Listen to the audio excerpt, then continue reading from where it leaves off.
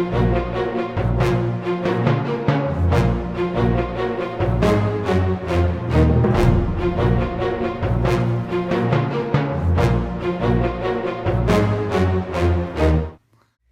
will come straight. Look you lay home to him.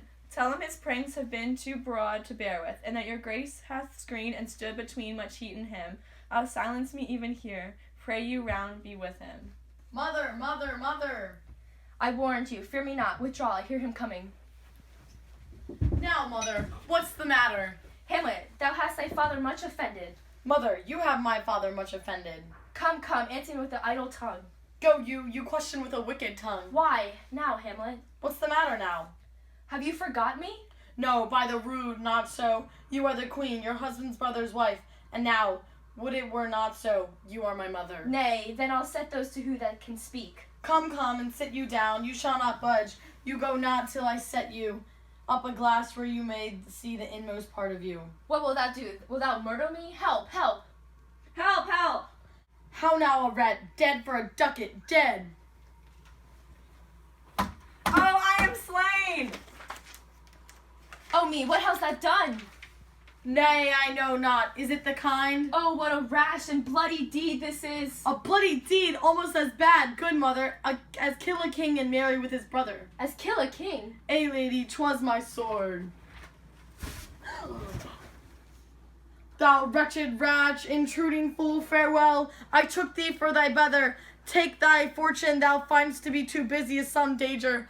Living, leave wrinkled of your hand, peace. Sit you down and let me wring your heart, for so I shall if it be made of penetrable stuff, if damned custom have not brasted, so that is proof and bulwark against sense. What have I done? Thou darest wag thy tongue in noise so rude against me? Such an act that blurs the grace and blush of modesty, called virtue, hypocrite, takes off the rose from their forehead of an innocent love, and sets a blister there, makes marriage vows as false as director's oaths. Oh, such a deed. Ay me, what act that roars so loud and thunders in the index? Look here upon this picture, and on this counterfeit present of two brothers. See what a grace was seated on this brow, an eye like Mars to threaten and command, a station like the herald Mercury, new lighted on a heavy kissing hill.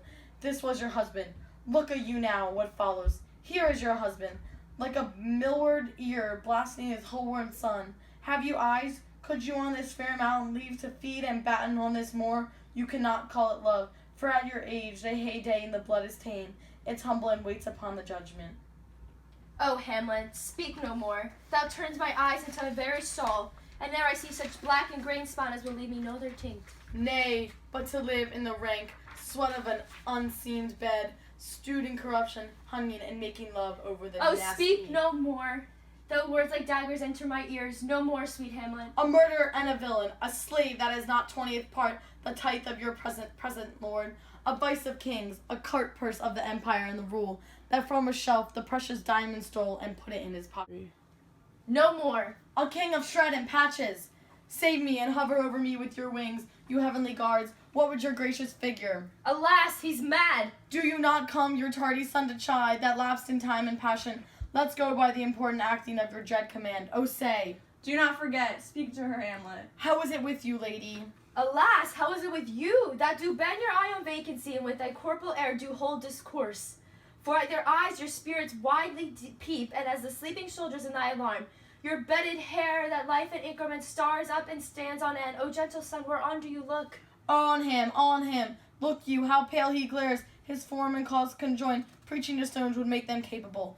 Do not look upon me, lest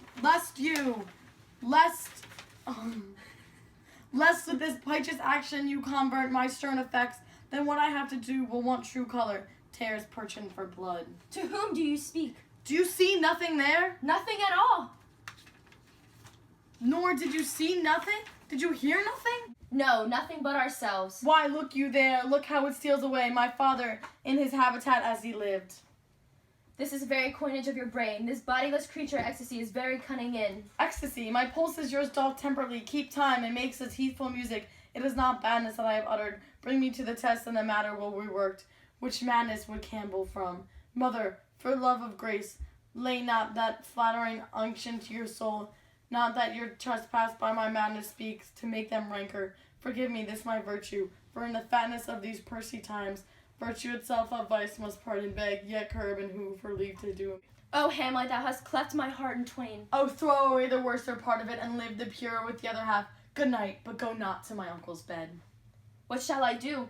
Not this by no means, that I bid to you. Let the bloat king tempt you again to bed, pinch a wonton on your cheek, call you his mouse, and let him, for a pair of wretched kisses, or paddling your neck with his damned fingers, make you ravel all this matter out, that I essentially am not in the madness, but mad in craft. Be thou assured, if words made I breath and breath of life, I have no life to breathe what thou hast said to me. I must to England, you know that. Alack, I had forgot, so this concluded on. There's letters sealed, and my 2 schoolfellows whom I will trust as I will adders fanged. They bear the mandate, they must sweep my way and marshal me to every. Let it work, when in one line crafts 2 directly meet. This man shall not see me packing. I'll lug the guts into his neighbor room, mother. Good night. Indeed, this counselor is now most still, most secret, most grave, who was a life, a foolish brother. Come, sir, to draw toward an end. Good night, mother.